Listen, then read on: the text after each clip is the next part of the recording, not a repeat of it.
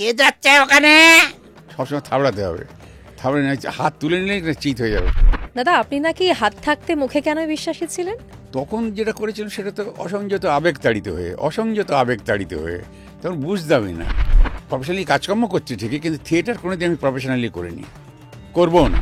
Cinema অভিনয় করবো আমি কোনোদিন ভাবিনি, আমার কোনো তাড়াও ছিল না, কোনো স্বপ্নও ছিল না। কিন্তু ওই মুহূর্তে যে ব্যথাটা, সেই সময় সে সবচেয়ে কাছের মানুষটাকে খুঁজতে পারছে না, এই অপরাধ বোধ আমার সারা জীবনে এখনও আছে। আপনি যে থিয়েটার করতেন, উনি পছন্দ করতেন? না, পছন্দ যে খুব একটা করতো তা না, কিন্তু আমাকে ভীষণভাবে পছন্দ করতো, তো সেই জন্য বাধ্য হয়ে থিয়েটারে পছন্দ করতো। ঋত্বিক ঘটক কখনো কালচারালি বিট্রে করেনি, কণ্ঠস্বরই পাল্টে গেছে। সুজয় এসেছিল বলে এটা করবো, আমি কোথায় করবি কোথায় বলে এইখানে, আমি তাহলে হবে, নাহলে পরাণ বোম্বেতে যাবে না। সবার কাজ ভালো লাগে, আর তার সবচেয়ে ভালো লাগে পরাণের কাজ।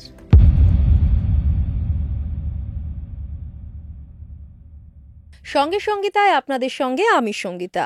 আজকের এই পডকাস্টে আমাদের সঙ্গে রয়েছেন প্রখ্যাত অভিনেতা পরাণ বন্দ্যোপাধ্যায়। পরাণদার জীবনের নানা জানা অজানা কাহিনী গল্প নিয়েই আজকের এই পডকাস্ট। আমার তো দারুণ লাগলো।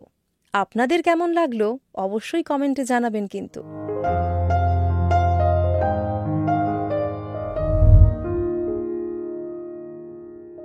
পরাণদার সঙ্গে সঙ্গীতায় আপনাকে স্বাগত।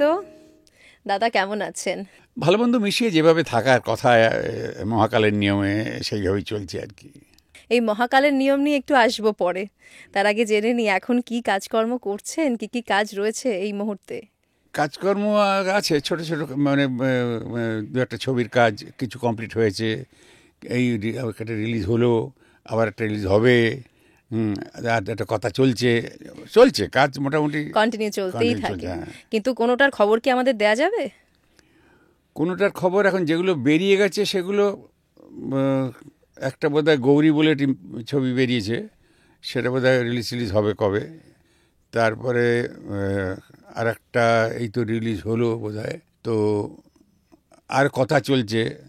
তারপরে শুটিং শুরু হবে, মানে আমারটা শুরু হবে, যেটা ওই তোমার প্রজাপতি 2 হচ্ছে, সেটা বাইরের কাজটা হয়ে গেছে, এবার আপনার পার্টটা শুরু। হ্যাঁ, এখানে হবে আর কি। এই সব চলছে টুকটাক, তারপরে অন্যান্য কাজকর্ম অ্যাড এসব নিয়ে সারাক্ষণই ব্যস্ততার মধ্যেই কেটে যাচ্ছে সময়। মানে ব্যাপার হচ্ছে কি, আমরা তো এখন ওই চারাপোনার মতো, বুঝলি না, সবসময় যে দেখেছ পোনা ছাড়তে যায় না, কলসির মধ্যে হাত দিয়ে থাবড়ায়, সবসময় থাবড়াতে হবে, থাবড়ে না হাত তুলে নিলেই চিত হয়ে যাবে, মানে পেট দেখিয়ে দেবেন করে। সেই জন্য সবসময় আমরা থাবড়াতে আসছি, একটা কিছু না কিছু থাকতেই হবে, কাজের মধ্যেই থাকতে হবে। এই কাজটা শুরু হয়েছিল কত বছর আগে? অভিনয় শুরু হয়েছিল তো আমি যেমন কিশোর, তখন থেকে থিয়েটার করছি। তখন যেটা করেছিলাম সেটা তো অসংযত আবেগ তাড়িত হয়ে তখন বুঝতামই না।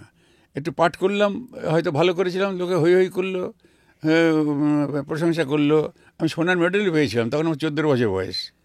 14 বছর বয়সে আমি একটা পাঠ করেছিলাম, 90 বছরের এক বৃদ্ধ, মাথা খারাপ, পাগল, সেই বয়সে। সে তখন সোনার দা সস্তা ছিল অবশ্য, যাই হোক, তো তখন সোনার মেডেল দিয়েছিল একটা। তারপরে সব বড়দের কাছ থেকে আদর ভালোবাসা খুব পেয়েছি, তখন খুব আনন্দ পেতাম। কিন্তু তখন বুঝতাম না যে অভিনয়টা কি, নাটকটা কি, কেন।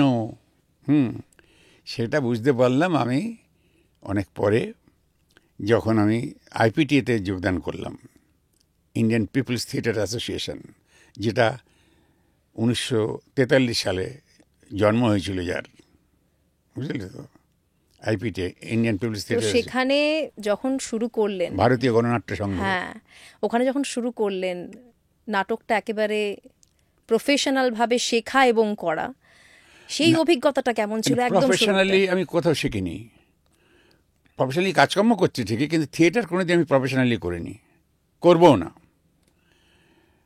আইপিটিএতে এসে আমি থিয়েটারটা ভাবলাম যে থিয়েটারটা কি, এতকাল যা করে এসেছি শুধু করাই হয়েছে, কেন করেছি, শুধু নিজের আনন্দের জন্য করেছি, কিন্তু থিয়েটার তো তা নয়। নিজের আনন্দ তো হবেই, নিজের আনন্দ হবে কবে, আগে পরের আনন্দ দেখে নিজের আনন্দ হবে। তো সে পরের আনন্দের জন্য কাজ তো করতাম না, আগে নিজের আনন্দের জন্যই করতাম, ভালো লাগতো। হ্যাঁ, কিন্তু থিয়েটার মানে আইপিটি আমাকে শেখালো, বোঝালো যে থিয়েটার হচ্ছে মানুষের মঙ্গলের জন্যে, সমাজের মঙ্গলের জন্যে, সুখের জন্যে, সব মানুষের সুখের জন্যে, ভালোবাসার জন্য। অর্থাৎ থিয়েটারের উদ্দেশ্য আছে এবং তাকে আমাকে ভালোবাসতে হবে, থিয়েটারকে ভালোবেসে মানুষকে ভালোবাসতে হবে সেই উদ্দেশ্য নিয়ে। এটা যে মোদ্দা কথা। অভিনয়ের ভিত্তিটাও তো স্থাপন হয়েছিল সেই সময়ই। হ্যাঁ, এখন ভিত্তি বলতে মনের মধ্যে ভালো লাগার যে ভিত্তিটা, সেটা কৈশোরেই হয়েছে। ভীষণ ভালোবেসে হয়েছিলাম, কারণ নাটক করলে মানুষ এত ভালোবাসে, এত প্রশংসা করে, তাহলে ওই লেখাপড়া শিখে দরকারটা কি, এরকম একটা ভাবনাও জেগেছিল। কিন্তু তখন আমাদের যারা যিনি নাটক করাতেন তিনি বলছেন যে পড়ান, লেখাপড়া শিখতে হবে, লেখাপড়া না শিখলে গাঁট কাটতেও পারবে না তুমি। তো এরকম তিনি বলতেন, মজার মানুষ ছিলেন নিমাই সরকার। ভালো তো বাসতেই হবে, না ওটা যে কোনো পারফর্মিং আর্টে, যে কোনো কাজ তুমি যদি ভালো না বাসো, যা করে দিই দায় সারিয়ে বলে, এইভাবে তো কোনো কাজ হয় না। নিজে ভালোবাসা না থাকলে নিজের কাজ হয় না, কোনো পারফর্মিং আর্ট তো নয়ই। বহু মানুষের সঙ্গে কাজ করেছেন দাদা, অনেক বিখ্যাত বিখ্যাত মানুষকে একেবারে সামনে থেকে দেখেছেন। মানে সেই অভিজ্ঞতাগুলো আজও নিশ্চয়ই মনে হয় যে কি পেয়েছেন একটা জিনিস। হ্যাঁ, কিন্তু মানুষের সঙ্গে মিশলে সে মানে বহু বড় বড় মানুষ হোক আর ক্ষুদ্র ক্ষুদ্র মানুষই হোক, মানুষের সঙ্গে মিশলে, তাদের ভালোবাসা পেলে, ভালোবাসা বিনিময় হলে, আনন্দ বিনিময় হলে সব মানুষ আমার কাছে সমান। কারণ আমি প্রত্যেকের কাছে ঋণী, প্রত্যেকের কাছে কিছু না কিছু আমার অবজারভেশন পার্ট, থিয়েটারে অভিনয়ে অবজারভেশন। এই যে আমি তোমার সঙ্গে কথা বলছি আর তুমি যে ঘাটটা নাড়ছো, এটা খুব আন্তরিক। এবং এইটা যদি আমি কারোর কথা শুনে এইটা করি, সেখানে এতটুকু অভিনয় ধরতে পারবে না মানুষ, কারণ একদম সত্যের মতো নাড়বো আমি মাথাটা, যেমন তুমি নাড়ছো। সুতরাং মানুষের কাছে আমি ঋণী, কারণ আমি যখন থিয়েটার করি বা অভিনয় করি, আমার সামনে যারা বসে থাকে তারা হচ্ছে আমার শিক্ষক দেবতা।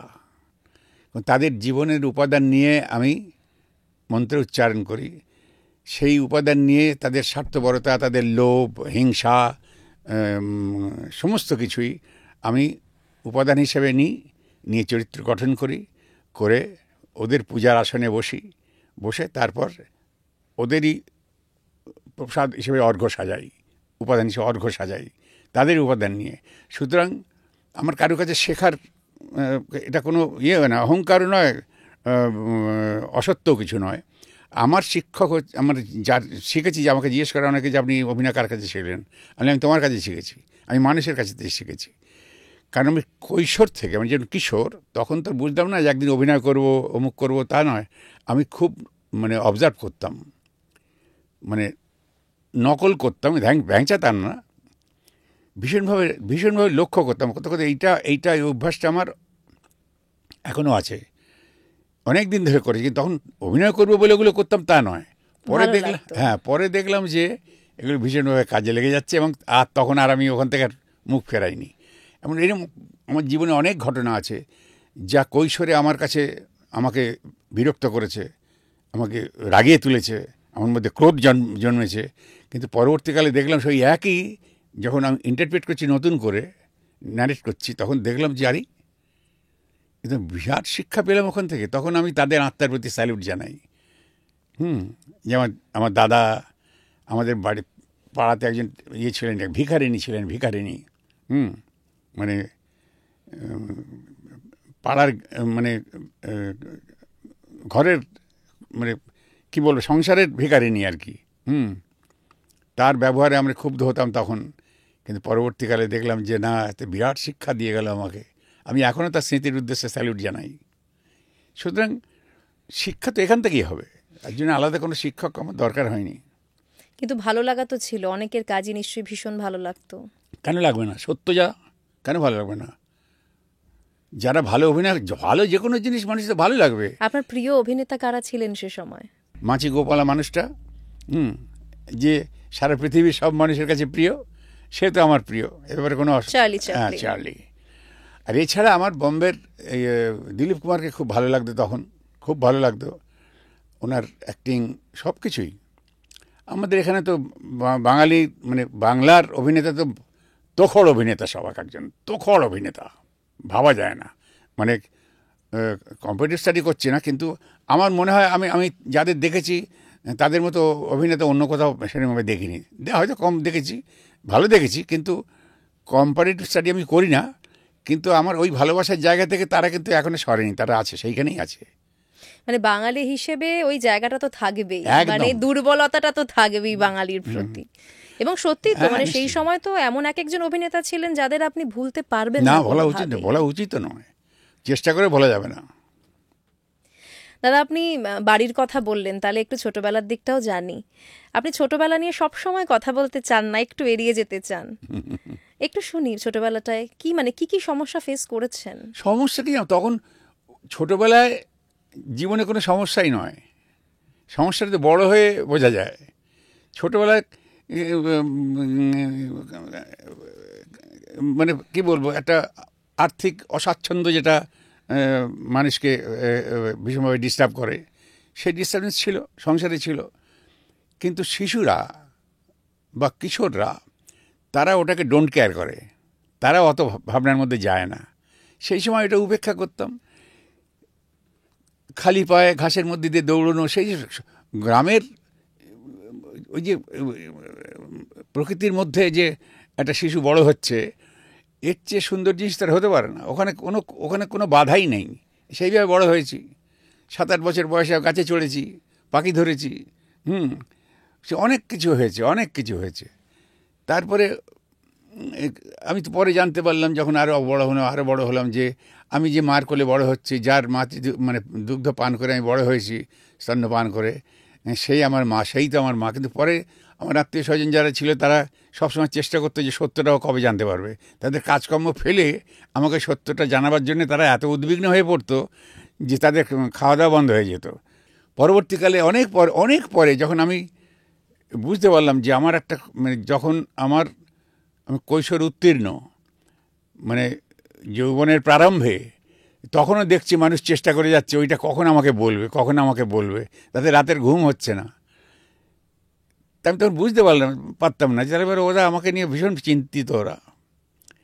পরে যখন আমি থিয়েটার করছি করতে করতে ওইটা আমাকে ভীষণ কষ্ট দিত, ব্যথা দিত। কেন? ওটা আমার মা, যার স্তন্যপান করে আমি বড় হলাম, যার ভালোবাসায়, তার স্নেহতে, তারপরে তার যে বড় ছেলে ছিল একজন জয়দেব বন্দ্যোপাধ্যায়, আমার মা কমলা বন্দ্যোপাধ্যায়, মানে আমি মা বলে যাকে চিনেছি, জেনেছি, বুঝেছি, দেখেছি, যার ভালোবাসায় বড় হয়েছি, তো সেই তো আমার মা, এখনো সে আমার মা। অবশ্যই।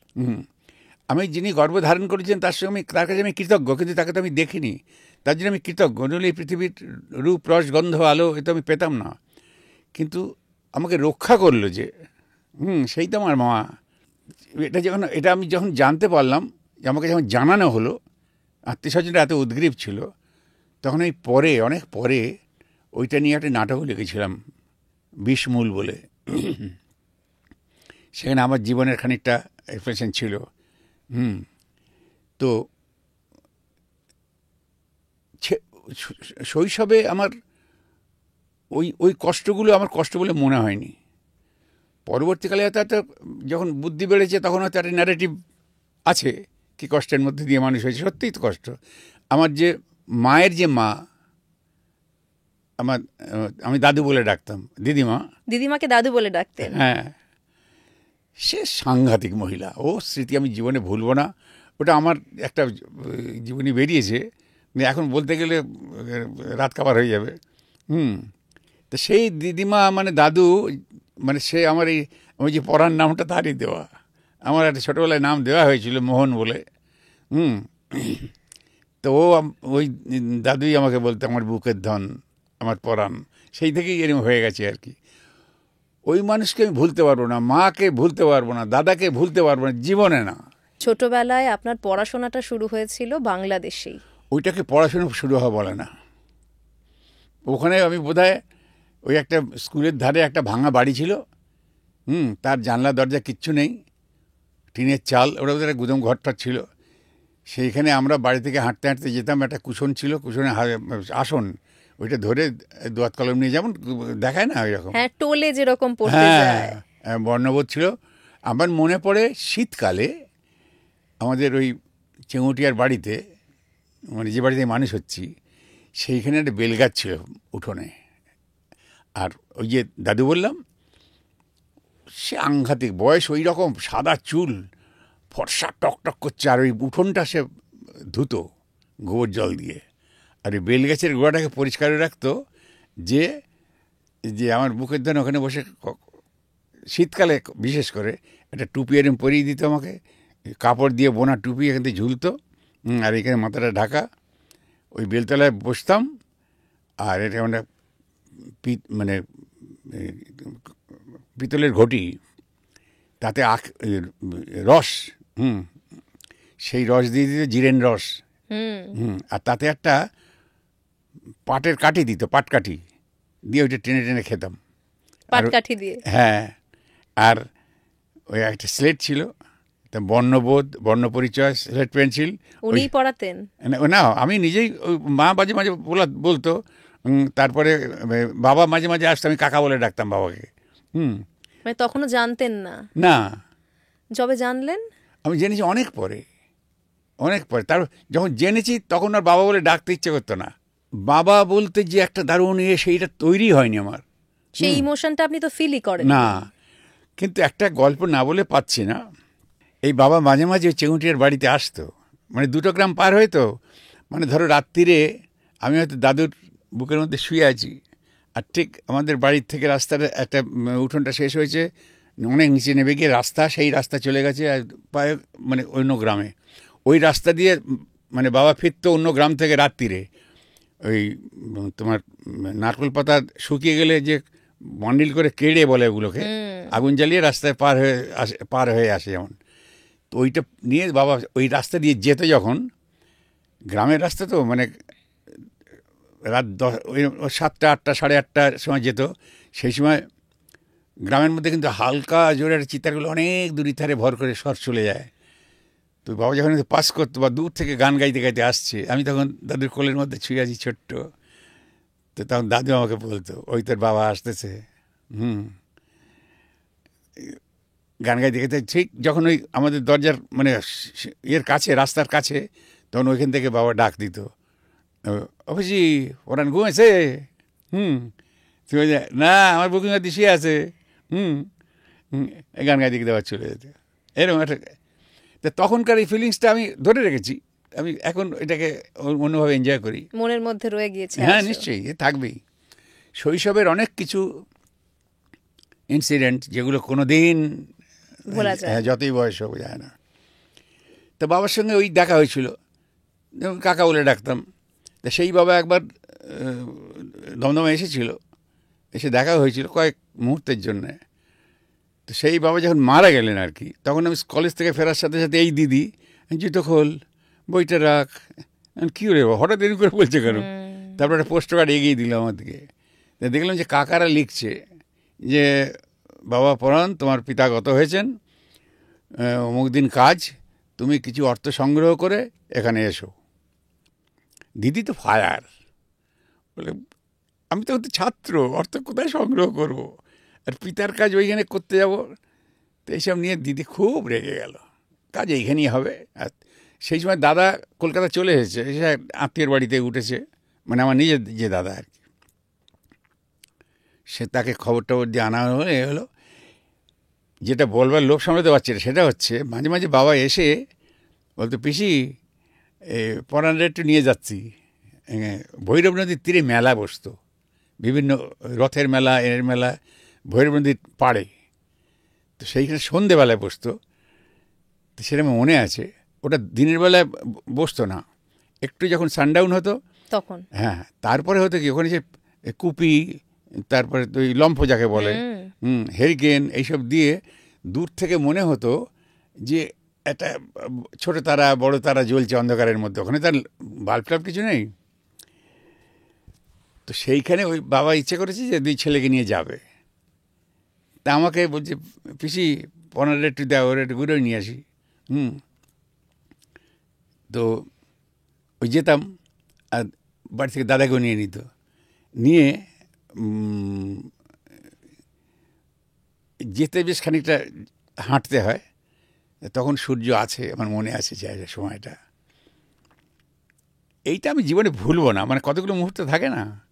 তো যেতে যেতে একটা ধান ক্ষেতের মধ্যে দিয়ে গিয়ে তারপরে গিয়ে বড় রাস্তায় পড়ে হেঁটে পাড়া দিয়ে যাওয়ার, এবং এটা ওই আমার কাকাদের বাড়ির কাছেই। তো যেহেতু আমাদেরকে নিতে এসেছে, আগে দাদাকে নিয়েছে, নিয়ে তো আমাকে নিয়ে হাঁটতে হাঁটতে যাচ্ছে। তো একটা কালভার্ট আছে, ওই বড় রাস্তার আগে একটা কালভার্ট আছে। তো বললে আয় এখানে একটু বসি, সূর্যটা ডুবুক তারপরে যাবো। বসে রইল, বসে বসে সূর্য ডুবছে, সানসেট দেখছেন বসে। হ্যাঁ ওই সানসেট দেখবো, ওই মনোভাব তখন তৈরি হয়নি, অনেক ছোট। হ্যাঁ ছোট তো। দিগন্তে এইসব ওইসব হয়নি তখন। তখন এই যেমন বড় ভাই যে, ও বলে যে বাবা একটা গান ধরেন, আবার আপনি করে কথা বলতো। আচ্ছা, দাদা তখন বাবাই বলতেন ওনাকে? হ্যাঁ, ও তো জানে, আমার যখন জন্মেছি তখন তোর প্রায় 5-7 বছর বয়স। আচ্ছা আচ্ছা আচ্ছা। তারপরে বড় হয়ে সাবালক হয়ে যখন একটু একটু বড় হয়েছে, তখন ওই জয়েন্ট ফ্যামিলিতে ও একা কী করে থাকবে ওখানে। ওদের বউয়েরা আছে, ছেলেপুলেরা আছে, তাদের সঙ্গে মিলেমিশে থাকাটাও তো একটা ইয়ে হয় সকলের সঙ্গে। তখন ও একাই পাড়ি দেয় কলকাতায়। তো বলছে বাবা একটা গান ধরেন। তো বাবা তখন একটা গান ধরেছিল, নির্মল করে মঙ্গল করে মলিন মর্ম মুছায়। ওইটা শুনেছিলাম, বাবার করে খুব উদাত্ত কণ্ঠ ছিল।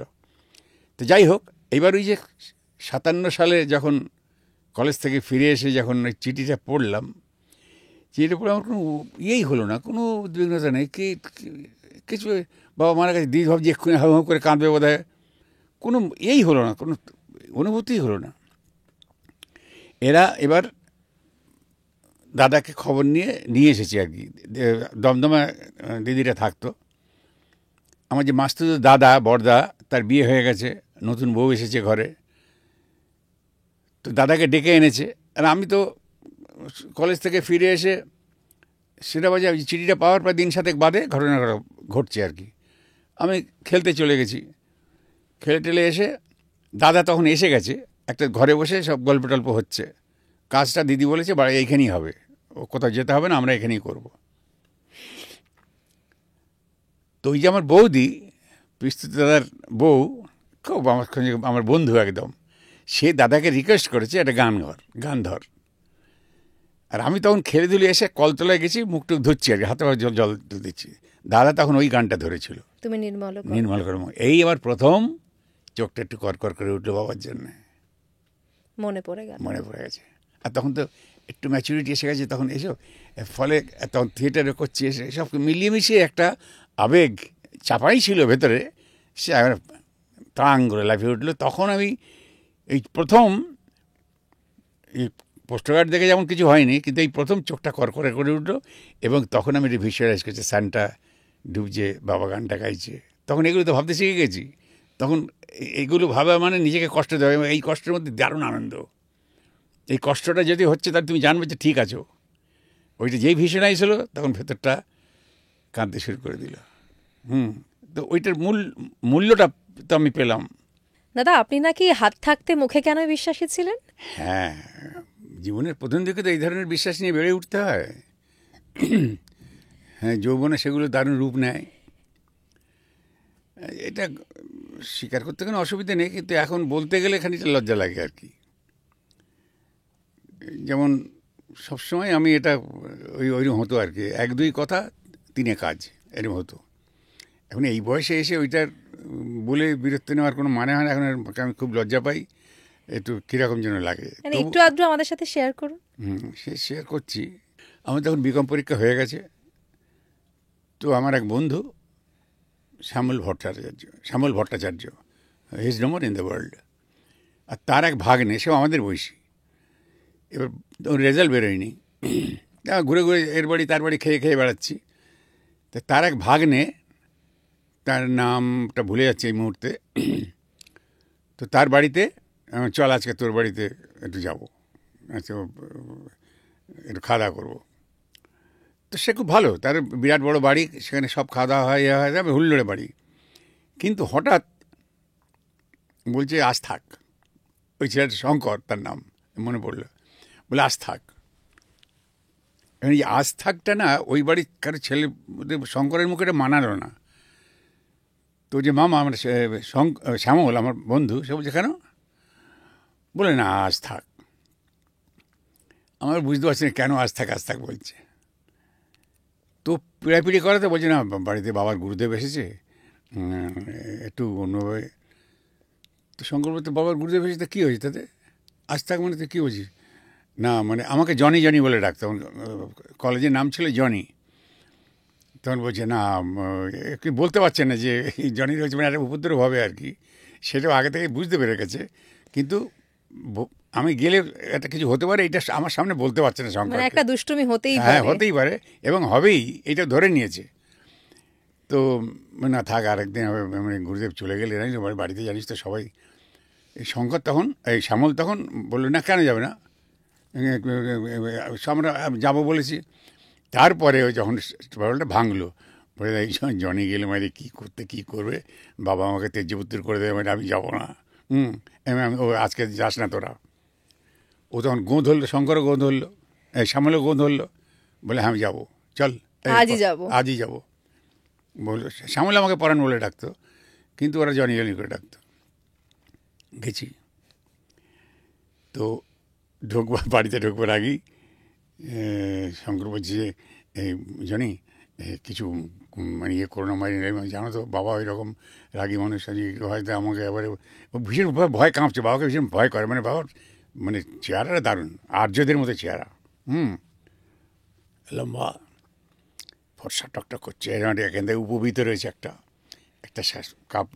মানে যে কাপড়টা পরেছেন তার আঁচলটা গায়ে দেওয়া, এরকম আমার সেই অবস্থা দেখেছি আর কি। লম্বা স্টার, ফর্সা, ঠিক কালো নাক, খুব সুন্দর, কিন্তু ভীষণ ভয় করতো, সবাই ভয় করতো।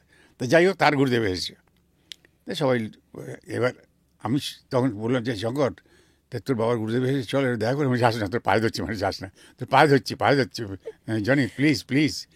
কেন এরকম করছিস কেন বলতো, আমি কিছু কেড়ে করে নেবো নাকি? বলে না তুই যাস না। তারপরে শ্যামলও বোঝাচ্ছে। তো শেষকালে রাজি হয়ে, একবারে ঢুকতে দেবে না, খারাপও লাগে, সে ভেবেছি ভদ্রলোকের বাড়ি ছেলে তো। গেছি, আমরা ঢুকেছি, কি বলবো, তখন বেরিয়েছি বা পড়া হয়ে গেছে আমার। সেই বসে আছেন সুন্দর, মানে শ্বেত শুভ্র সেই বিছানার চাদরের ওপর ট্যাঙাটে বসে আছে, আর পাড়ার সব মহিলারা সব এসে বসে আছে। তখন আমার কাকার কথা মনে পড়ছে, বসে আছে, তাদের সব উপঢৌকন জানলার ওই কার্নিশে সাজানো আছে। তো আমি এই মুহূর্তে যে কোনো একটা মানুষের উদ্দেশ্যে একটা শব্দ ছাড়বো, মানে তুমি মানে কেন এটা বললেন, এটা বলবে না, রেডি? সরি। তো তোমাদের তো হয়তো মনে হল কিরে বাবা হঠাৎ পর্যন্ত সরি বললো কেন? আমি যেটা বললাম যে জিজ্ঞেস করবে না কেন, যে বুঝবার সে বুঝে নেবে। তো ঢুকলাম, ঢুকে দেখে এরকম বসে আছে, সে মানে পরান্নভোজী, অন্যের অন্ন ধ্বংস করে যে নিজের সুন্দর দেহশস্য তৈরি করা যায়, আর উজ্জ্বল দৃষ্টান্ত একটা। আমার তো পোকা নড়ে উঠেছে, কারণ আমার ওই বংশের পোকা তো আছেই, যেটা আমরা অফ ক্যামেরা শুনছিলাম গল্প। এইবার তো বলছে গুরুদেব যে আমার বন্ধুরা আপনার সঙ্গে মানে শঙ্কর পরিচয় করে দিচ্ছে, এটা আলাপ করতে এসেছে। হ্যাঁ, বসো বসো বসো, বলো বলো বলো, কী সুন্দর আহ্বান। তা আমরা দূর থেকে প্রণাম করলে আমি করলাম। তো আমি শুরু করলাম, দেখুন আমরা বিকম পরীক্ষা দিয়েছি, কিন্তু এখনও রেজাল্ট বেরোয়নি। তো আমরা তো খুব পড়াশোনায় খুব একটা ভালো ছেলে নই, পড়াশোনা যে, তবে আমার বন্ধু খুব ভালো ছেলে। আমি আমার কথা জিজ্ঞেস করছি, পরীক্ষা হয়েছে সেরকম, কিন্তু পাস করবো কিনা বুঝতে পারছি না। আপনার তো ত্রিকালজ্ঞ, সব তো দেখতে পান, যদি দয়া করে বলে দেন যে এবার উতরে যাবো কি না, তাহলে বাধিত থাকবো, চিরবাধিত থাকবো। তো বলছেন না না, তোমরা তো সব ভালো ছেলে, নিশ্চয়ই পাস করবে, কেন পাস করবে না, হ্যাঁ অত চিন্তা করতে নেই, ভালো নিশ্চয়ই ভালো করবে, তোমরা তো ভালো ছেলে নয়, বলছে। এবার তার মানে সে আমি একটা কথা জিজ্ঞেস করবো, হ্যাঁ বলো বলো। আচ্ছা, এই যে মানে আপনাদের কাছে এই প্রশ্নগুলো ভীষণ করতে ইচ্ছা করে, যে এইবার শঙ্করের হাতটা আমার এই কোমরের কাছে এসে গেছে, এইখানে এই জায়গাটায় আটকানোর জন্য ডান হাতটা এসে গেছে, আমার বাঁ পাশে ছিল, ডান হাত দিয়ে কোমরের কাছে মানে হাতটা নির্বিড় নির্বিড় করছে আর কি। তো বলছে কী জিজ্ঞেস করে বলো। আমি বলি, এই যে দেখুন ওই যে মানুষের জীবন এটা তো একটা আগডুম। তুমি কিছুক্ষণ কি বললে? আমি বলি, না ধরুন এই যে মানুষ জন্মালো, তারপর সে ধীরে ধীরে বেড়ে উঠছে, তারপর তার শৈশব, কৈশোর, যৌবন। তো যৌবনের একটা মানে মাঝপথে এসে যে তার যে জীবনের যে সেটাতে যাবে। হ্যাঁ, এইবার হাত শক্ত হচ্ছে আমার কোমরের এখানে, বসছে আস্তে আস্তে, বুড়ো আঙুলের নিচের আঙুল টেনে বসছে। তো বলছি, হ্যাঁ। আমি দেখুন মানুষ তো একটা স্বপ্ন নিয়ে এগোয়, সেই যৌবনের স্বপ্ন সফল করার জন্য সে এগোতে তার সামনে একটা বিরাট বাধা এলো, এবং সেই বাধাটা টপকাতে গিয়ে তার জীবনের সমস্ত কিছু সেটা কি যাবে? হ্যাঁ, এইবার ওই হাতটা বসছে ক্রমশ, উপরের বুড়ো আঙুলের চাপ আর নিচের আঙুলের একদম মানে সাংঘাতিকভাবে বসছে। তো বলছি, হ্যাঁ। আমি ধরুন একটা মানুষ স্বপ্ন দেখলো, ঠিক সাফল্যের আগে তার জীবনের যে উৎকটতা সেটা কি তার সঙ্গে যাবে? তোমরা কি বলছো? তোমরা আমার সঙ্গে কি করছো তোমরা? এটা আমার সঙ্গে এসব, হ্যাঁ, আর ওইটা চেপে বসে গেছে, আমার প্রাণ ওষ্ঠাগত হচ্ছে আর কি। তারপরে না আমি তো বোঝাতে পারছি না আপনাকে, এটা কি সত্যি বলতে যাওয়া যায়? ফাজলামি হচ্ছে, এই যে ফাজলামি হচ্ছে, সঙ্গে সঙ্গে আমার হাত উঠে গেছে। ভালো থাকবেন, নমস্কার, ব্লাউট। আর মানে কেন এটা করা হয়? এই যে তোমাকে করতেই হবে, প্রশ্নটার জায়গায় তোমাকে করতেই হবে। বিজ্ঞানটা কি? তুমি যে দুষ্টুমিটা করবে তার জন্য ট্রেনিং থাকে, তো ট্রেনিং না নিয়ে দুষ্টুমি করতে যাবে না। ধরো যে কথাটা, যে মানে আমি তোমাকে একটা কথা বলছি, সেই কথার মধ্যে যে 3টে 4টে 5টা শব্দ থাকবে, যে শব্দটা তোমাকে উত্তর দিতে সাহায্য করবে, যে শব্দটা শুনে তুমি উত্তরটা বানাবে বা খুঁজবে, সেইটাকে আমি মিউট করে দেবো। সব গন্ডগোল হয়ে যাবে ওখানে। হ্যাঁ, তুমি তো উত্তর খুঁজে পাবে না। তাহলে তোমার জীবনের যে ক্লাসের সাথে যায়, কি বুঝলে তুমি কোনটা যাবে? তোমার যে আচ্ছা, আপনি যখন খেতে বসেন তখন তোমার তো ভয়, এটা করতেই হবে তোমাকে, কারণ ওটা তুমি বুঝতে পারবে না। এরকম করার একটা গল্প আছে, সে পরে বলবো। বহু লোককে করানো হয়েছে। তো এই যে করানো, এইটাই হচ্ছে এই ভঙ্গিমার, ভঙ্গিমার মূল ব্যাপারটাই হচ্ছে এইটা, ওই মজাটা করানো। এটার আফটার এফেক্ট কি হয়েছিল? আফটার এফেক্ট সংকট তো মানে ফায়ার। সে বলছে, এই যদি বাবার কানে যায় তাহলে যে আমার কী হবে, সেটা তো কিছু হয়নি। আমি তো পরে যখন দেখা হলো, কিরে বাবা কী বলছে, বাবার কাছে যায়নি, মানে যাবে কী করে বলে আমি অন্য বাজে কথা বলেছিলাম গুরুদেব সম্পর্কে। তখন বলছি এই আর তারপরে সব ইজি হয়ে গেছে, আর কিচ্ছু হয়নি। কেমন লাগছে আমাদের আলোচনা? ভালো লাগলে অবশ্যই আমাদের চ্যানেলটা সাবস্ক্রাইব করুন, ভিডিওটা লাইক আর শেয়ার করতে ভুলবেন না যেন। না, আমরা এবার একটুখানি আপনার সম্বন্ধে খানিকটা জানা হলো, এবার একটুখানি আপনার আরেকটা পার্টের দিকে যেতে হবে, যে জায়গাটা মানুষের ভীষণ প্রিয়, আপনার অভিনয়। অজিত গাঙ্গুলির ছবি দিয়েই আপনি শুরু করলেন বড় পর্দায়, সেই ঘটনাটা একটু শুনবো। ঘটনাটা কিছুই না, ও আমার সঙ্গে ওনার ভাব ছিল, উনি রেডিওতে অভিনয় করতেন, আমার সঙ্গে দেখা হয়েছে। তো ওই করতে করতে আমি ওনার শুটিং দেখতে গিয়েছিলাম। তখন একটা ছোট্ট রোলে আমাকে আমার নাম দিয়েই, ক্যারেক্টারের নামও পরাণ, সে করেছিলেন। কিন্তু তারপরে উনি একটা বড় ছবি করেছিলেন, তাতে বড় রোলে দিয়েছিলেন, বিচার বলে একটি ছবি করেছিলেন। সেখানে মনোজা ছিল, সন্তু ছিল, আমি ছিলাম। সেটা বড় ছবি এবং অনেক মানে ভালো একটা রোলও পেয়েছিলাম, সেইটাই অ্যাকচুয়ালি কাউন্টেবল। তারপরে সমর সেন বলে একজন, সে ছিল আমাদের অঞ্জনের মানে অঞ্জন চৌধুরীর অ্যাসিস্ট্যান্ট ছিল, তার একটা চেনা অচেনা বলে একটা ছবি করেছিলাম। এই এইখান থেকে শুরু আর কি। এরপর তো জার্নিটা চলতে শুরু করলো এমন নয়, অনেকটা দিন মাঝে কিন্তু গ্যাপ গেছে। সেই সময়টায় মনে হয়নি যে মানে অভিনয় আর ডাক পাচ্ছি না? না না, আমি আমি সিনেমা করবো, সিনেমা অভিনয় করবো আমি কোনোদিন ভাবিনি। আমার কোনো তাড়াও ছিল না, কোনো স্বপ্নও ছিল না। শুধু থিয়েটার নিয়ে থাকলেই Yes, হতো। কিন্তু সেটা হলো 75 সালে একটা নাড়া লাগলো আর কি। আমি তখন করছি, মানে আইপিটি করছি, তখন আমার পরিচালনায় হচ্ছে স্পার্টাকাস বলে একটা যাত্রা ফর্মের একটা পারফরমেন্স হচ্ছে, সেটা ত্যাগরাজ হলে করছিলাম। তো সেখানে যেহেতু আমি পরিচালনার দায়িত্বে আছি, সেখানে আমি একটা ছোট্ট রোল নিয়েছিলাম, যেটা প্রথমে ছিল এবং শেষে ছিল। তো সেইটা দেখে একজন ভাঙা শেষ হলো এটা, তখন একজন সুন্দরী মহিলা এসে বললো, আপনি রেডিওতে অভিনয় করেন না কেন? তো আমার সব সিদ্ধ ভঙ্গিমা বললাম যে তাই হয়, আমি তো জানি না যে সকালে উঠে গাটা ম্যাচ করছে, যাই রেডিও অভিনয় করে আসি। গিয়ে তারপর গেলাম, গিয়ে রেডিও অভিনয় করে বাড়ি চলে এলাম। এরকম আছে ব্যবস্থা? বলে না না, তা কেন? তাহলে আপনি করেন না কেন বলে জিজ্ঞেস করছেন কেন? তো বলছে আপনি কালকে চলে আসুন রেডিওতে। আমি বেশ যাবো। তখন আমি 9A এসপ্ল্যানেড চাকরি করতাম, একদম কেশি দাসের যে বিল্ডিংটা, ওই বিল্ডিংয়ে।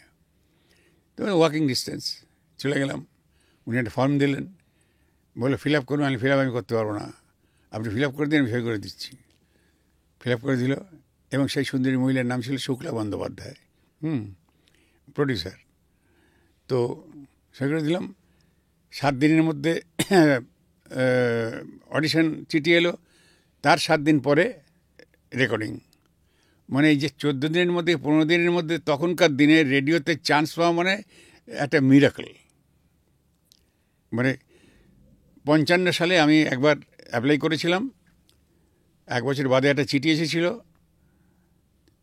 অল ইন্ডিয়া রেডিও থেকে। সেই চিঠিটা আমি খুলিনি, 3 দিন খুলিনি, খালি দেখাচ্ছি রেডিও থেকে আমার চিঠি এসেছে, রেডিও থেকে আমার চিঠি এসেছে। খুলে দেখি রিগ্রেট লেটার। তো সেই থেকে আমি আর আমি ওখানে যাবো না। তারপরে এইটা ঘটলো। মানে ওটা 55 সালে হয়েছিল, আর এটা 75 সালে হলো। 20 বছরের গ্যাপ আছে। তো এবার 15 দিনের মধ্যে আমি রেডিওতে চান্স পেলাম, অ্যাক্টিং করার সুযোগ পেলাম প্রথম। তারপরে রেডিওতে, তারপরে চেনা অচেনা পেলাম। সিনেমা যে করব এটা আমার কোনো দিন ইয়ে ছিল না, রেডিওতে যে করব এটাও আমার কোনো দিন ইয়ে ছিল না। কিন্তু তারপরে রেডিওতে এমন অবস্থা হলো, আমাকে ঘর জামাই বলতে শুরু করলো ঠাট্টা করে। কারণ রেডিওতে 1 বছর 1.5 বছর আগে কেউ পায় না, আমি মাসে 2টো করে পেতাম, মানে আনইউজুয়াল। স্পেশাল অর্ডার করে করতো। রেডিওটা আমার ভীষণ, মানে কি বলবো, ভালোবাসার জায়গা, এবং ওখানে অনেক করেছি। এই যে 75 সাল থেকে শুরু হলো, আমি দরজায় গিয়ে কড়া নাড়িনি। আমি আইপিটিএ করতাম, থিয়েটার করতাম, গ্রামে গঞ্জে 10 দিন 12 দিন গিয়ে ওইভাবে করতাম আর কি, মাঠে ঘাটে রাস্তায়, কখনো মঞ্চে। এই সিনেমা করব, হবে, এসব আমি কোনোদিন ভাবিও নি, স্বপ্নেও ছিল না। হয়ে গেল। জীবনসঙ্গী? জীবনসঙ্গী আমি যেখানে বাস করতাম আর কি, সেই পাড়ারই মেয়ে। আমরা একসঙ্গে গাদি খেলতাম। তো পাড়ার সবচেয়ে সুন্দরী মেয়ে। তখন তো কিশোর, আমি তো তখন থেকেই আছি, অবশ্য তখন থেকেই আছি। খেলার সঙ্গী হিসেবে ঠিক আছে, সঙ্গী যদি একদিন না আসতো মনে হতো মিস করতাম, কিছু একটা নেই। কিন্তু প্রেম তখন ব্যাখ্যায় আসেনি, ভাবেও আসেনি, কিছুতেই না, খেলার সাথেই। সেটা অনেক পরে 56-57 সালে। ওই সময় ও তো স্কুল ভ্যান পাস করে সিটি কলেজে পড়তো, আমিও সিটি কলেজে পড়তাম। ও মর্নিংয়ে, আমি দুপুরে। তো আমি সকালে শেষে ওর ছুটির সময় যেতাম আর কি, একটু আগে বেরোতাম, গিয়ে দেখা হতো, তারপরে ও চলে যেত, আমি আমার ক্লাসে চলে যেতাম, এইভাবে। কিন্তু পাড়ায় যে নিয়ে বেরোনো, পার্কে বসা, অমুক বসা, সিনেমা দেখা, ওইসব হয়নি জীবনে, কখনো হয়নি, কখনো না। মানে আমরা মাঝে মাঝে নিজেরা গল্প করতাম, দেখছি এখন দেখো কিরকম সব ঘুরে ঘুরে, আমাদের তো হলো না। তারপরে আমি এমনও হয়েছে যে আমরা কিন্তু, মানে এখন যেমন হয় না, সেই লাভ ইউ করে না, আমাদের জীবনে কোনো দিক বলা হয়নি, আই লাভ ইউটা জীবনে বলাই হয়নি। আমি একদিন বলেছিলাম, তখন আমার মেয়ে হয়ে গেছে, ছেলে বোধহয় খুব ছোট, তো একদিন এরকম গল্প করতে করতে আমি দেখো এটা কি মজার ব্যাপার দেখো তো এতখানি বয়স হয়ে গেল আমাদের, এত পথ হাঁটলাম, বিয়ে থা হলো, সব কিছু হলো, তো আমরা কিন্তু একে অপরকে কোনো বললাম না যে আই লাভ ইউ। আমাকে বললো মরণ, এমন বললো জীবনে আর কোনোদিন আই লাভ ইউ বলবো না।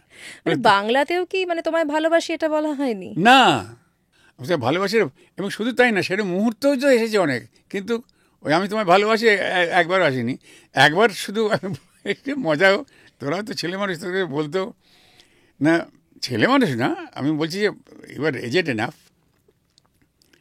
সে একবার আমাদের যে ঘরটা থাকতো সে জানলাটা খোলা ছিল, সামনে পুকুর, একটা পুকুরের সাইডে বাগান, মানে এটা একটা বেশ মনোরম দৃশ্য আর কি, আকাশে চাঁদও ছিল, সবই ছিল, কিন্তু যে কোনো কারণই হোক একটা আর্থিক অস্বাচ্ছন্দ্যের মধ্যে একটা মনের মধ্যে বিতৃষ্ণাও ছিল, সব কিছুই ছিল। কিন্তু ওই চাঁদ দেখে আমি তো খুনসুটি করতাম খুবই, আমি চাঁদটা দেখলাম, দেখো চাঁদ দেখো, আমি বলি কী হবে দেখে, না দেখো এরকম চাঁদে, তারপরে বাগানের মধ্যে দিয়ে আলোটা আসছে জানলা দিয়ে ঘরে, এই সময় তো লোকে মানে স্বামী স্ত্রীতে পরস্পরকে বলে না আমি তোমায় ভালোবাসি, তো সেটা দেখা কেউ বলে, তুমিও বললে না, আমিও বললাম না, ওই এটাই বলেছিল, আবার আমার মরণ এটা বলেছিল। দেখো তাহলে কোনো কাউকে বলা হলো না, কিন্তু আমি তোমায় বলতে পারলাম না, তুমি আমাকে বলতে পারলে না।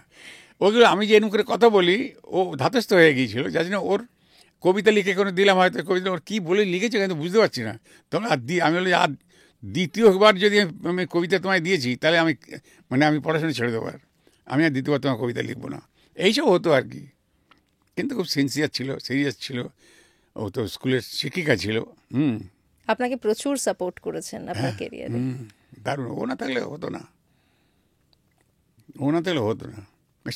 ওকে তো আমি কম যন্ত্রণা দিইনি, মানে যা নিয়ে এসেছিল বাড়ি থেকে, মানে সব, আমি তো আমার অফিসে কী হতো, 15 দিন 18 দিনের মাইনে পেতাম, ছুটি সব মার্চ মাস এপ্রিলে সব শেষ হয়ে যেত, আমি তো 20 করে ঘুরে বেড়াচ্ছি, বাইরে নাটক করে বেড়াচ্ছি, তারপর পুরো মাসের স্যালারিটা পেতেনি না, পুরো মাসের স্যালারি পেতাম না, ও যা আছে খুলে খুলে দিত, সেগুলো বন্ধক দিতাম, আমি বাঁধা দিতাম, ছাড়াতে পারিনি। পরে অবশ্য 10 গুণ দিয়েছি, কিন্তু গর্ত তো হয়ে আছে, ঘা হয়ে আছে, তো তার চেয়েও বড়ো কথা যেটা সবাই জানে, সেটা হচ্ছে যে মানে ও যেভাবে সহ্য করেছে, আমার যে বাড়িতে থাকতাম আর কি, যেখানে আমার বাচ্চাটা হয়, প্রথম সন্তান হয়, সেখানে ওই ভদ্রমহিলা আমাকে একেবারে ভীষণভাবে আগলে রাখতেন আর কি, সবাইকেই ভালোবাসতেন উনি, গৃহকর্ত্রী যে আর কি। তো সেখানে আমার প্রথম সন্তান যখন হয় তখন আমি বাড়িতে নেই, ওই মহিলাই রক্ষা করলো আর কি, সব কিছু করেছে। পরের দিন যখন আমি ফিরলাম তখন ওই ভদ্র যে ঠাকুরপো, তোমার মেয়ে হয়েছে, আমি ভাবছি গেছে গো, আজ আমার কপালে আছে। তখন তো মোবাইলও নেই যে খোঁজ পেয়ে যাবেন, কিচ্ছু না, ওসব কিচ্ছু নেই। আমি কী করে মুখ দেখাবো, এইটাই হচ্ছে। তোমার যে রান্নাবান্না করা হলো, কিছু ওই মানে বৌদি দেখিয়ে দিল, আমিও কিছু ফোটালাম, এসে করে টোরে ইয়েতে করে কন্টেনারে করে নিয়ে গেলাম। তো বললো আমাদের কাছেই, নার্সিংহোমটা কাছেই, বলতো কীরকম, যখন ওই দরজার সামনে দাঁড়ালাম, ওর মুখটা আমার এই দরজার দিকে ছিল, ঘুরিয়ে অন্য দিকে ঘুরিয়ে নিল, কেলেঙ্কারি। তো কাছে গিয়ে দাঁড়ালাম, রাখলাম ভাতটা, মুখের ঘোরায় না, এত অপরাধী মনে হলো না তখন, ছি ছি ছি, এই মানে আমি তো বুঝতে পারছি যে যখন ওই যে মায়েদের যে চরম মুহূর্ত,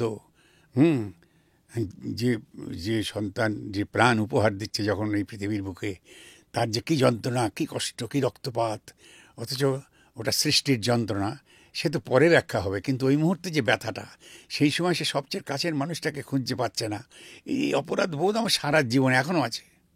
হ্যাঁ, এত বড় ক্ষত আছে, এত বড় ক্ষত, শুকিয়ে গেছে হয়তো, কিন্তু কালো দাগটা এখনো রয়ে গেছে, মনে পড়ে যায় কখনো। হ্যাঁ, সে তো খুঁজছে, সে কই, আর আমি নেই। তারপরে হয়ে গেল আস্তে আস্তে আস্তে আস্তে যা হয়ে থাকে, হ্যাঁ, সব রেগুলারাইজ হয়ে গেল, কিন্তু ওই ক্ষত আমার শুকোয়নি। আপনি যে থিয়েটার করতেন, উনি পছন্দ করতেন? না, পছন্দ যে খুব একটা করতো তা না, কিন্তু আমাকে ভীষণভাবে পছন্দ করতো, তো সেই জন্য বাধ্য হয়ে থিয়েটারে পছন্দ করতো। কারণ আমি আগে ভাবতাম, যখন মনটা মাঝে মাঝে খুব লাগছে যে ইস, আমার জন্য এত কষ্ট ভোগ করছে, ওর যা ছিল সব সর্বশান্ত করে দিলাম। তারপরে মেয়েটার ওইটা এইসব, আমি তো কী হলো, কেন এইগুলো করে তার লাভটা কী? ওই এত কষ্ট দিয়ে ইয়ে করে আমার এই যে ভাবতাম মাঝে মাঝে, তাই দূর আর রিহার্সালে যাবো না। ধরো 5 দিন আমি রিহার্সালে গেলাম না, 6 দিনের মাথায় আমি জিজ্ঞেস কী হলো, তুমি রিহার্সালে যাচ্ছ না কেন? না ভালো লাগে, কেন ভালো লাগে না? না এটা করে কী হবে, কী হবে তো তুমি জানো না কী হবে? না জেনে তাহলে শুরু করেছিলে কেন? কাল থেকে যেন দেখতে পাই যে তুমি রিহার্সালে গেছো। আপনি লাকি, ডেফিনেটলি লাকি, তখন বলতেই বুঝলাম, হবে। হ্যাঁ তখন বুঝলাম যে সেটা এ তো আমার স্ত্রী নয়, এ তো অন্য কেউ মনে হচ্ছে, কালকে আমার যেতেই হবে। এইরকম আর কি, মানে ও না থাকলে এ পথ হাঁটতে পারতাম না। দাদা, আপনি তো ঋত্বিক ঘটকের লেখা নাটকে অভিনয়ও করেছেন এবং ওনার সঙ্গে আপনার বেশ কিছু অভিজ্ঞতাও রয়েছে, যেই অভিজ্ঞতা হয়তো কোনোদিন ভোলার নয়, তাই তো? হ্যাঁ আরে বাবা, বলা যায় না, বলা যায় না। তা মনে আছে আমরা তখন ওই যে স্পার্টাকাস নাটকটার কথা বললাম, সেটা রিহার্সেল করছি। তো তখন ওটা করতাম চক্রবেড়িয়াতে, ঘোষ জুয়েলার্সের ওপরে রিহার্সেল করে নিচে নেমেছি। সঙ্গে আমাদের সীতা মুখার্জি ছিলেন, বিখ্যাত অভিনেত্রী তখনকার দিনে। তা আমরা দাঁড়িয়ে আছি, তখন ঋত্বিকদা এলো। একটা উনি যেমন ফতুয়া, এখানে পকেটওয়ালা ফতুয়া পরতেন, পাজামা পরতেন, চশমাটা অনেক সময় কপালের উপরে থাকতো, এরকম করে নামিয়ে দিতেন। তো সীতাদিকে আগে থেকে চিনতো আমাদের ঋত্বিকদা চিনতো। তো বলে, কিরে সীতা এখানে কী করছিস? বলে এই তো একটা রিহার্সাল দিচ্ছিলাম। কিসের রিহার্সাল? বলে এই তো স্পার্টাকাস করাচ্ছে, ফরেন ডাইরেকশন দিচ্ছে। বলে কোথাকে? এটা বলে যে আইপিটি এর। তখন হঠাৎ বলছে আইপিটি আছে এখনও? এইটা শুনে আমার একটু পোকা নেড়ে গেছে মাথার। এইসব লোক খবর রাখে না কেন এই মনে পড়ছে। আর আপনি ইদানিংকালে আইপিটির কোনো নাটক দেখেছেন? বলে না। তাহলে আপনি ইন্দিরা গান্ধীর মতো কথা বলছেন কেন? যেই না বলেছি, আমি ভেবেছিলাম এটা খোঁজা দিয়ে দেখি কী বেরোয়। সঙ্গে সঙ্গে চশমাটা চলে গেল মাথার উপরে। আর উনি করতেন কি, এই চশমাটা উপরে তুলে দিয়ে মুখটা পুঁছতেন এরকম করে, অ্যাজ এ ভাবনাটা মুছে ফেলতেন মনে হতো। এরকম বারবার পুঁছে ফেলতেন। আমি ওনার বাঁ দিকে ছিলাম। চশমাটা তুলেই সঙ্গে সঙ্গে আমাকে বাঁ দিয়ে ধরেছে এরকম করে। ধরেই মানে আস্তে আস্তে চাপ দিচ্ছে, মানে ক্রমশ চাপ দিচ্ছে। কিরম হলো, কী বলে ফেললাম, ইস কেলেঙ্কারি কী যে হবে রে বাবা। সীতা দিয়ে দাঁড়িয়ে আছে,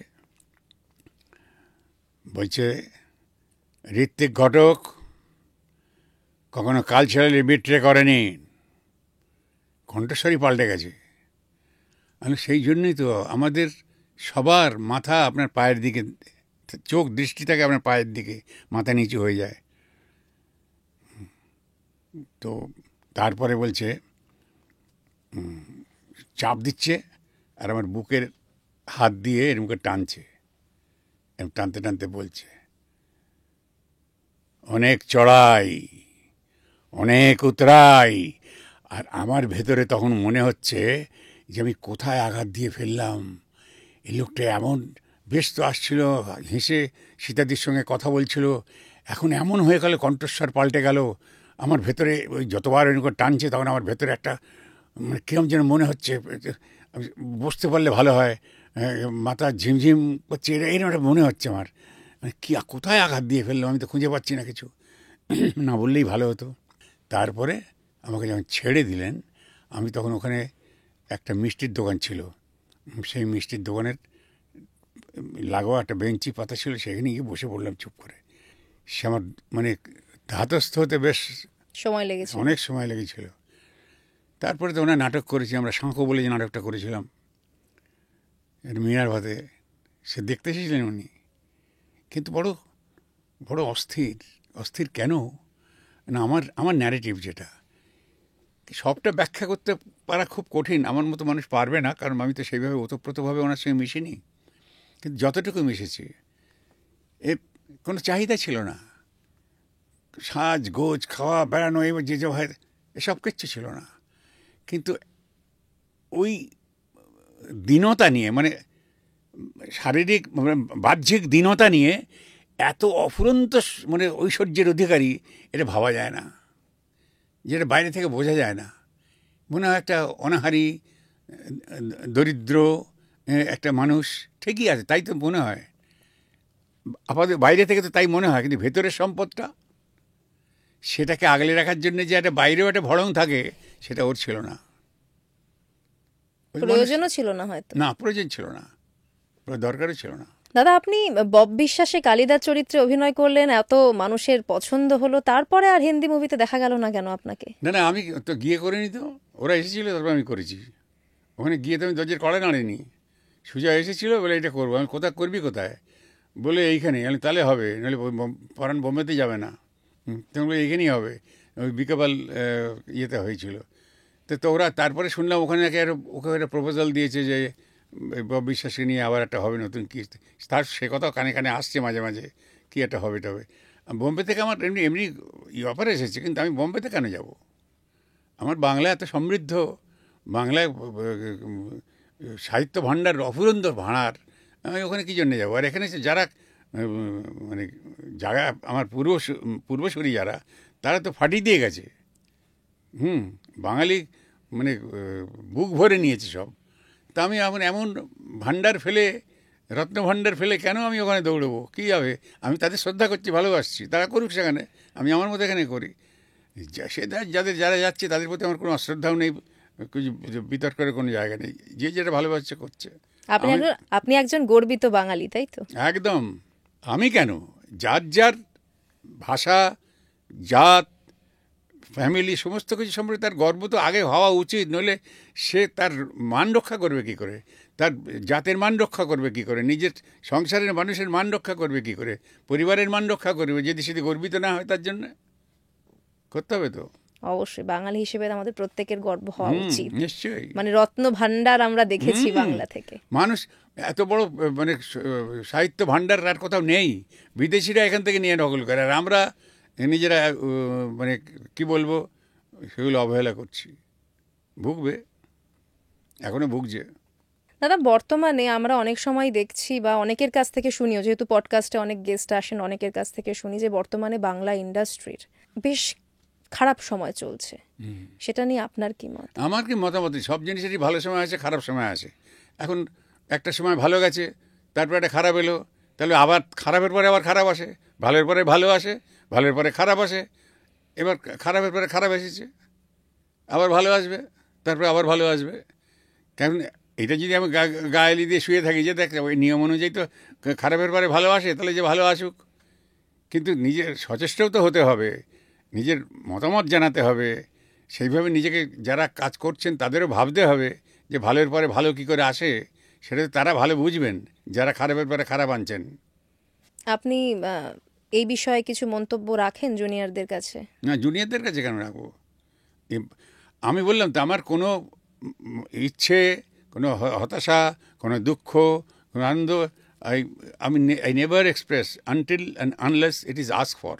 তবে এখন আমাকে কেউ যদি একসঙ্গে অভিনয় করতে গিয়ে কেউ যদি একজন কো-অ্যাক্টর, সে যদি বারে এনজি করে আমাকে ডিস্টার্ব করে, মানে প্রোগ্রাম করে হয়তো ডিস্টার্ব করছে না, কিন্তু পারছে না, তখন সেখানে আমাকে অ্যাডজাস্ট করতে হয়, বকতে হয়, তারপরে তাকে বুকে টানতে হয়, কথা বলতে হয় শুটিং বন্ধ করে, তারপর তার সঙ্গে একটু হৃদ্যতা করে তারপরে সেই শুটিং। এই তো নিয়ম। বয়স হয়েছে, আমাকে তো এখন কিছু ইয়ে করতে হবে, তো অ্যাডজাস্ট করতে হবে তো।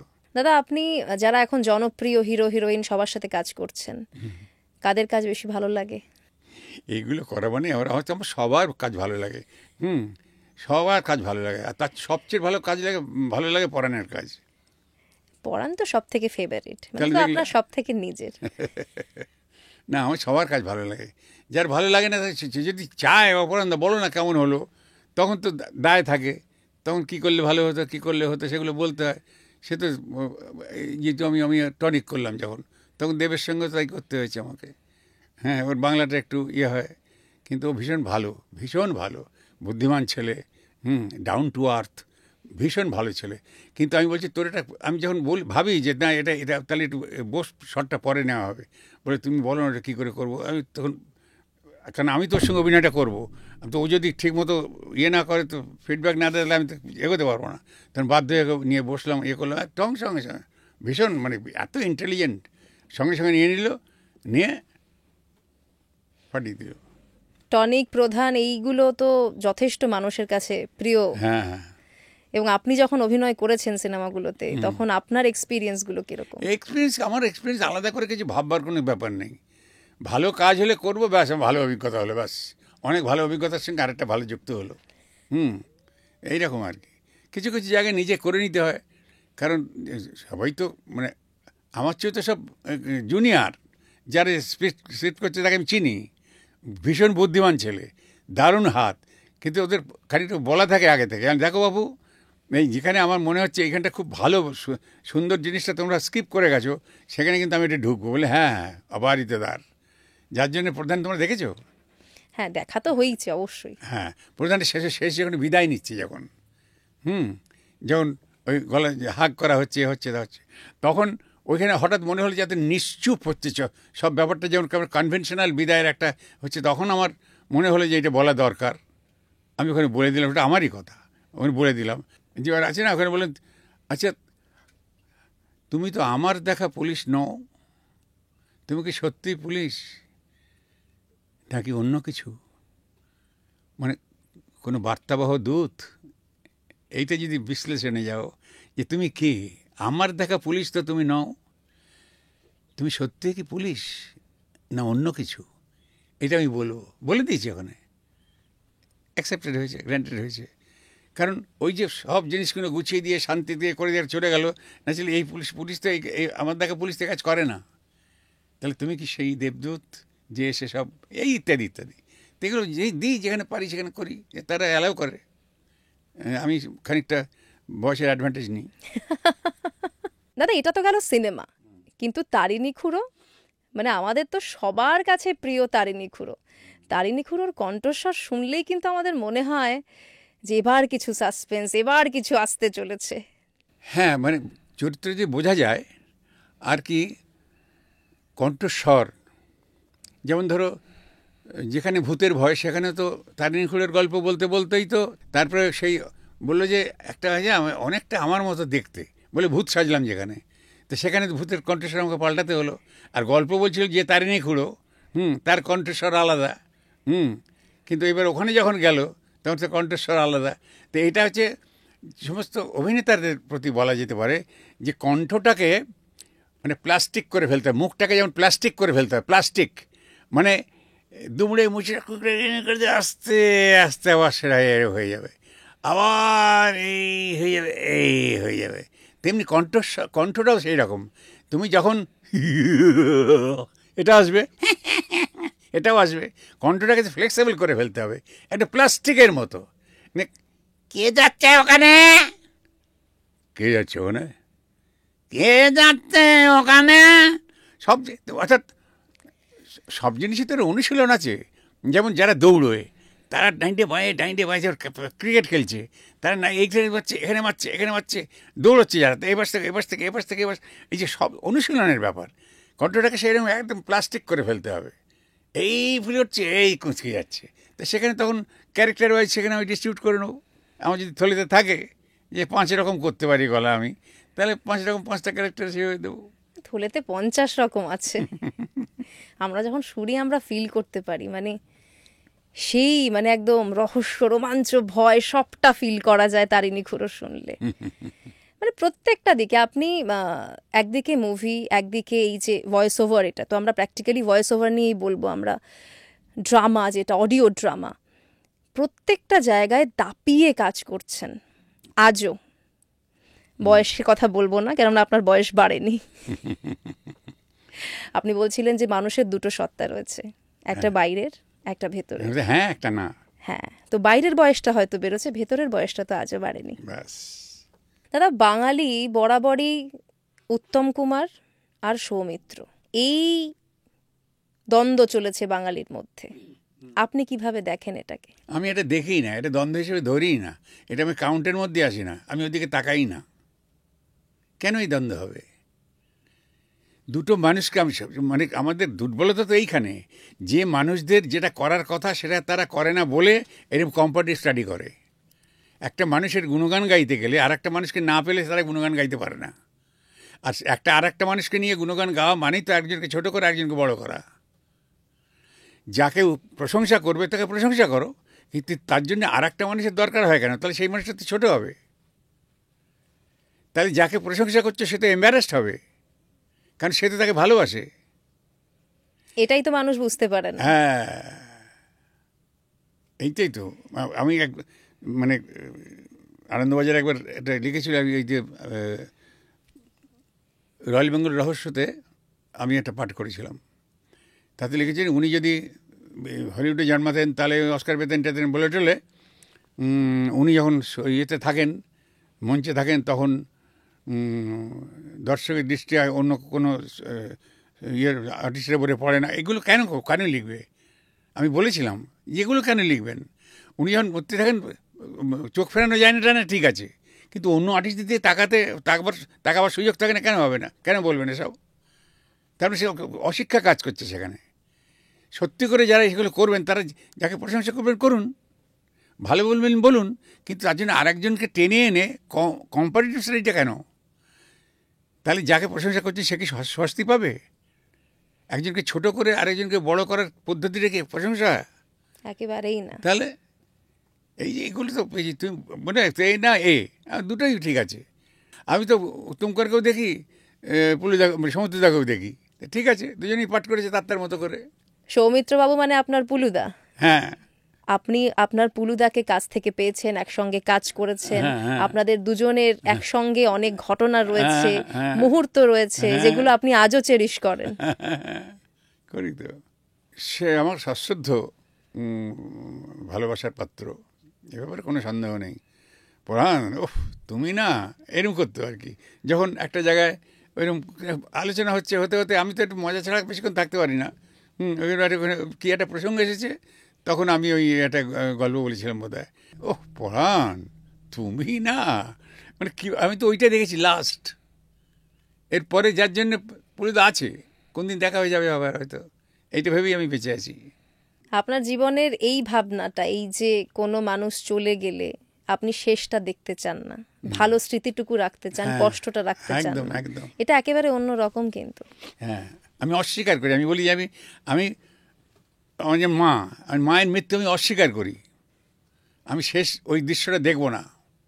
আমাকে যখন বলছো পরাণ তুই কি আগের মতোই সারা জীবন কি আগের মতোই থাকবি এরকম বলছো, আমি ওইটাই আমার কাছে লাস্ট, এবং ওইটাই আমার কাছে মানে সারা জীবনের ওইটা। আপনি যা দেখেন না তা বিশ্বাস করেন না, না, তাই ঈশ্বরেও বিশ্বাস করেন না। কিন্তু এটা এই যেটা বললাম যে আমি তাই যাকে দেখেছি তার শেষ দৃশ্যটা অস্বীকার করে আমি মৃত্যুটাকে অস্বীকার করতে চাই, কিন্তু তাই বলে এটা ইডিয়েটিক সেন্টিমেন্ট। যে মানুষ তো মহাকালের নিয়মে একদিন চলে যাবে। যে কোনো বস্তু জগতের পরিবর্তন, ইভলিউশনারি যে সার্কেল, যেটা এতে মানুষ সমস্ত বস্তুর পরিবর্তনশীল। শুধু এটাকে তো অস্বীকার করে কোনো লাভ নেই, বিজ্ঞান। আমি যেটা বলছি সেটা হচ্ছে একটা ইডিয়েটিক সেন্টিমেন্ট, একটা emotion, but I want to remain that type of idiot throughout my life. সারা জীবন আমি ওইরকম ধরনের ইডিয়েট সেন্টিমেন্টে বেঁচে থাকতে চাই। আমার কাছের মানুষের শেষ ইয়েটুকু দেখবো না, আমি জানবো সে বেঁচে আছে আমার বেঁচে থাকা পর্যন্ত। এটা আপনার একান্ত নিজের, এবং আপনি এই ভাবনাটা নিয়ে চলুন, তাতে কারো কোনো আপত্তি করারই জায়গা নেই। করে দেখুন না একবার। দাদা, আপনি মহাকালের নিয়মে এই কথাটা বলেন, অনেক সময় বলেন, কিন্তু আপনি ঈশ্বরে বিশ্বাস করেন না।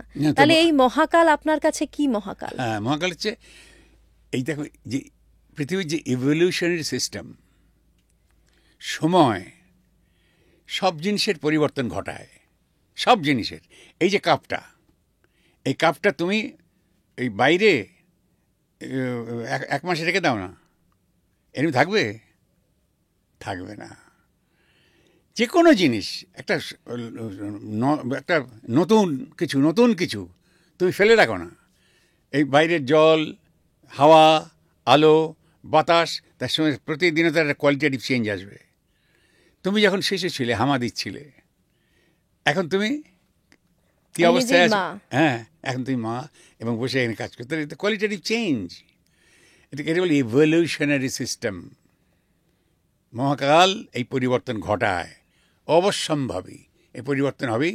জীবজগতে, বস্তু জগতে ইভলিউশনারি সিস্টেমে একটা পরিবর্তন আসে, আর একটা আসে রেভলিউশনারি সিস্টেমে, হুইচ টেক মানে সময় লাগে।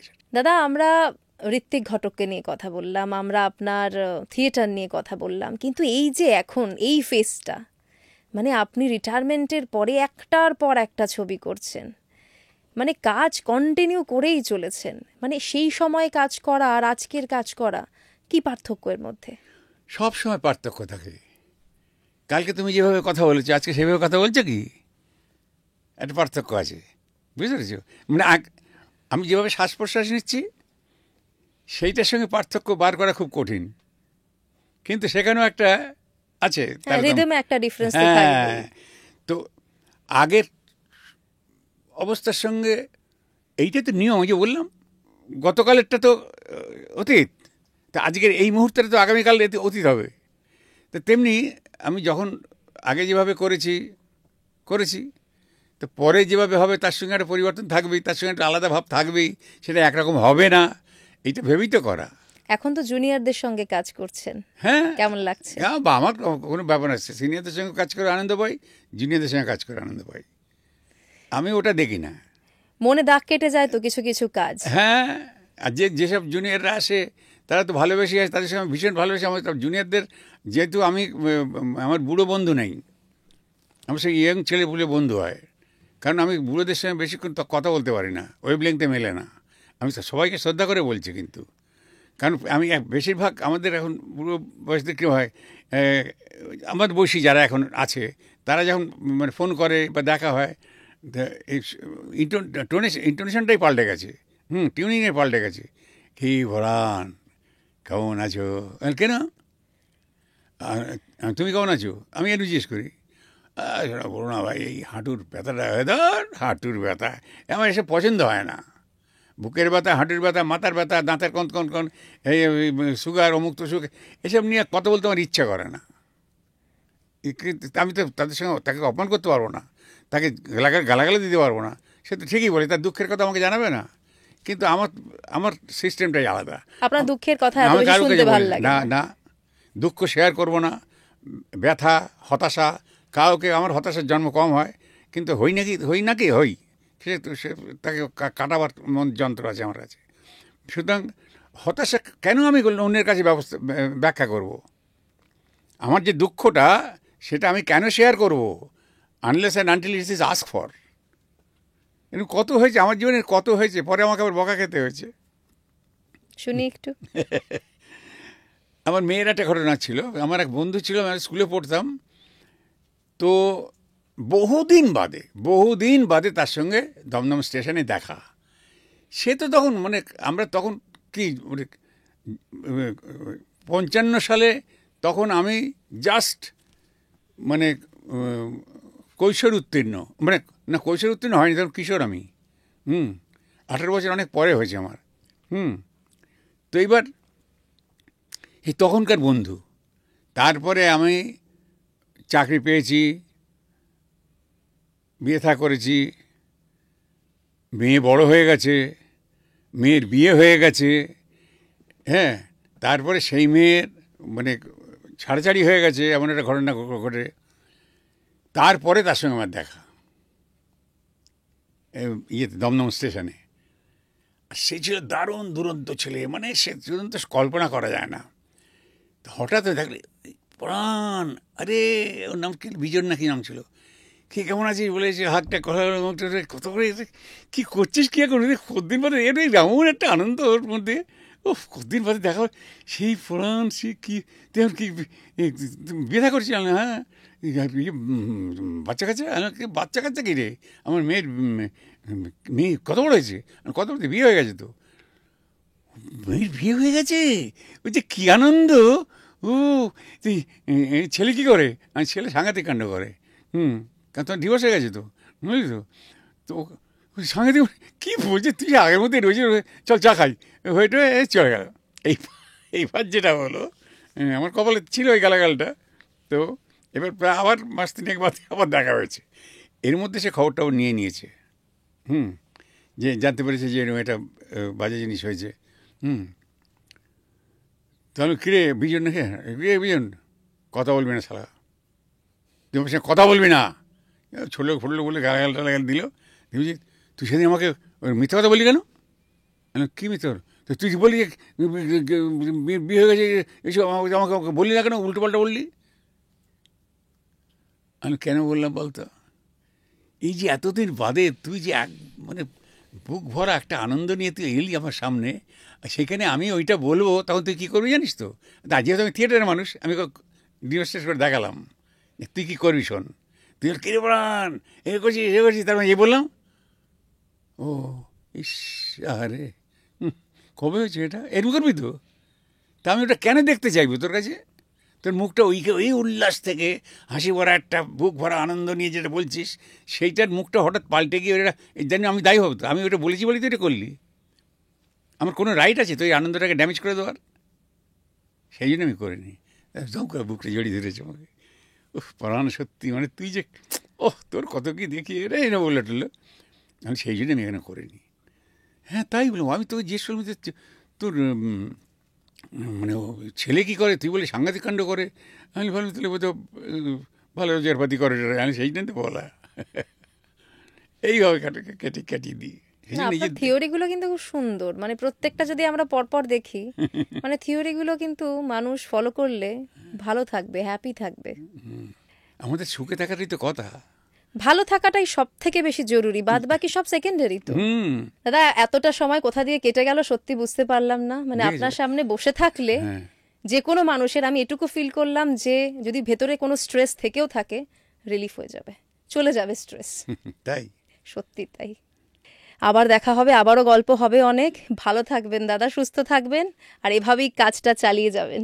তার মিষ্টি কুজনে তবু জলে হিয়া, মিছে অভিমান ওঠে মনে জুথলিয়া, আজ সবাই কেহ না কেহ মরমিয়া, একলা আমার শুধু নাই প্রিয়া, দুষ্টু পাপিয়া বলে পিয়া পিয়া পিয়া পিয়া, হায় কি যে করিয়ে মননিয়া, সে যে প্রণয় হুতাশে ওঠে উতলিয়া, দুষ্টু পাপিয়া বলে পিয়া পিয়া পিয়া পিয়া, হায় কি যে করিয়ে মননিয়া, সে যে প্রণয় হুতাশে ওঠে উতলিয়া।